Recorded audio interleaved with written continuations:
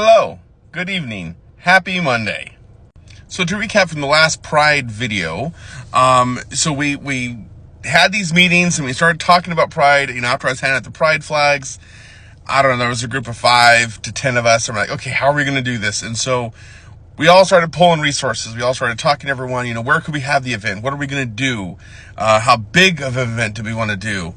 And it came down to, we talked to our local restaurant, and she was more than willing to help us out. It was at the Dirty Cowgirl right here in Goldendale, since the business has closed. But the first 2 years we had the event there. But anyways, we set everything up. We started buying flags and decorations, and we started promoting it like instantly on Facebook. Okay, Goldendale's having its first Pride. We put it in all the Pride groups in the Gorge area and Yakima and Portland and all this stuff. And it's got this ball rolling that we never thought was going to get rolling. It was pretty cool to see it all come together. The day of the event, we spent, I think there was 6 hours. I had to work part of the day, so I didn't help the whole day. But the business that we had the Pride event at was next to where I work. So watching things come together, I was so excited. It was a crazy day. It was hot. It was, I don't remember the date exactly. I know it was in July, towards the end of July.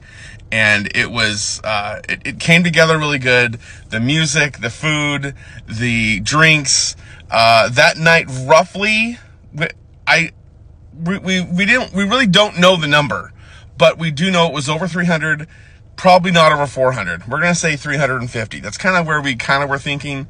I gave a speech that night at the event, and it was horrible. People said it was great, but I made notes, and I had notes on my phone, and then I just said, I'm just going to go for it. And no one should ever do that. It was a horrible idea.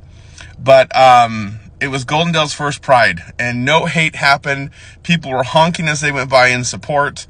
There was all sorts of people there. My church family was there. It was amazing. When they showed up, it was quite emotional for me. I started crying. I'm like, oh my God, my church family.